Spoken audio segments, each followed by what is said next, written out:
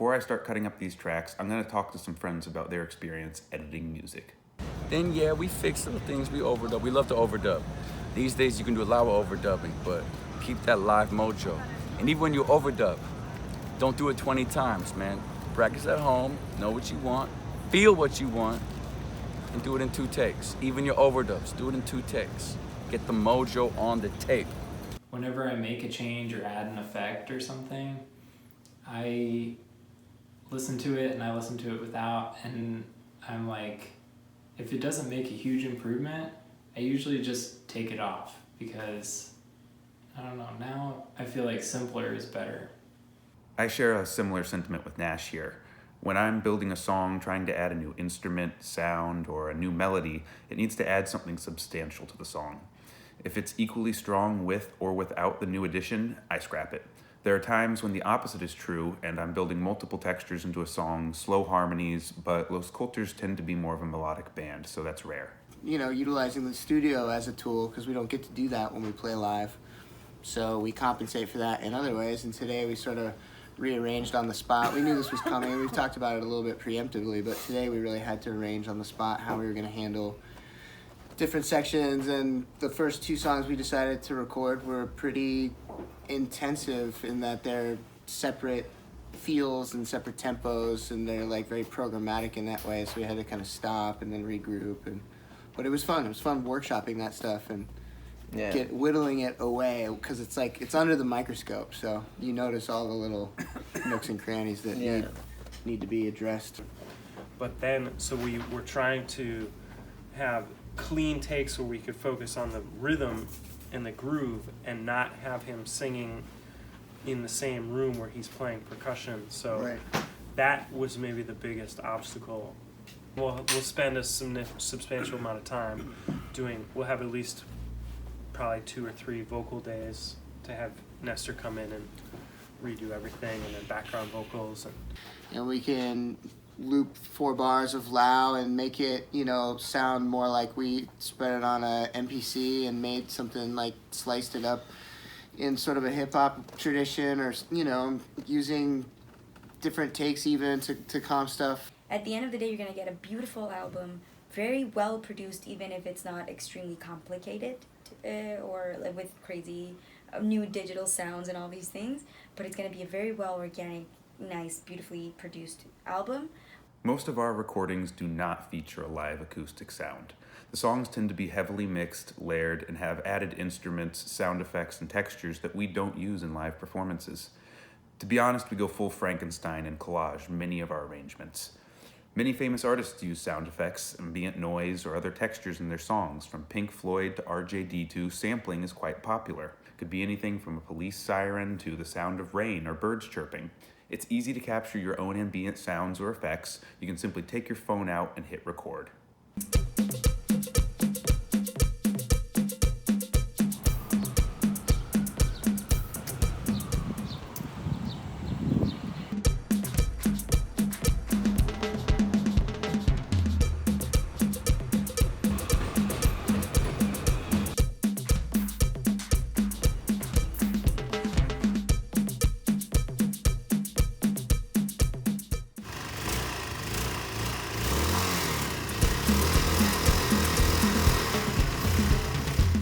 Once you have all of your material and final takes recorded, it's time to mix.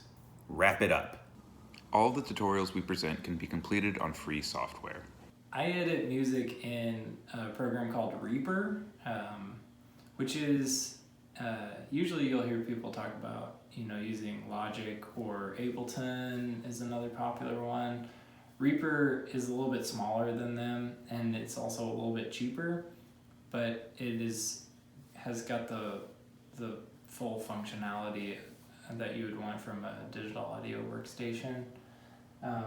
It's real nice for mixing, and it comes preset with some nice plugins made by the company who makes Reaper. So I like it pretty well. I've used it for like 5 years now. Free software like GarageBand, Audacity, iMovie, and Windows Movie Maker have almost as much power as professional tools like Logic, Reason, Final Cut, or Premiere. Just because you don't have access to a fancy camera or professional software shouldn't stop you from making your work. Without doing a full-on tutorial, I'm going to talk about some of the basic concepts used in audio editing software. Most nonlinear audio editors feature MIDI composition and rendering, as well as a timeline for editing audio tracks. While some software focuses on electronic synthesizers and others more on recording natural live audio, most can do a little of both. Nonlinear editing software allows you to arrange your recordings visually on a timeline. You can copy and loop sounds. You can adjust volume at individual places or cut other sections out. You can even edit out mistakes or background noises. Not only will we be cutting and editing these, but we'll be layering them and applying filters.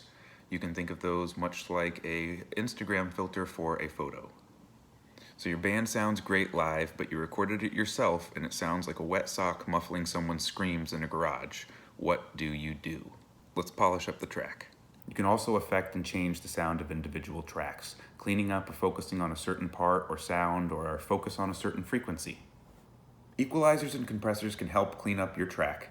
They can help eliminate background noise and push subtle sounds to the front. Different equalizers can specifically cut out unwanted frequencies such as buzzing air conditioners on a drum track. One of my favorite compressors is Rough Rider. Download it, use it. Make sure to test your tune on different speakers, including laptop speakers, headphones, an iPhone, and car speakers. When you've got a sound you're happy with, it's time to export it and send it to the world. MP3, WAVs, AIFs, AIFF are popular formats for sharing.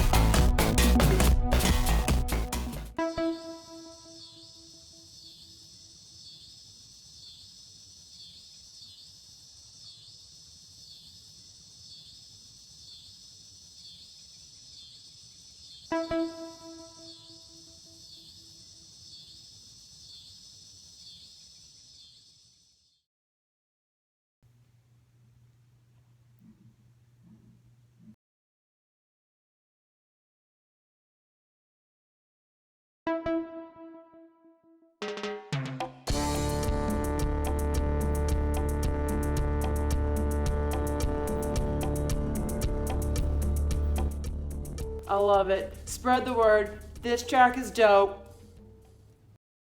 We'll talk about releasing a song in our next episode, but in the meantime, let's check out a live show.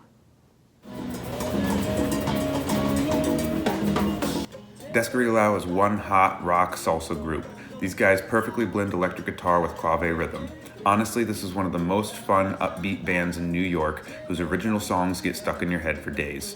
Los Coulters had the privilege of recording with Descarrilao's singer Jose several years back on the cumbia album Red Oscura. Descarrilao rocks the house with salsa duro and electric montunos. I'll let the music speak for itself.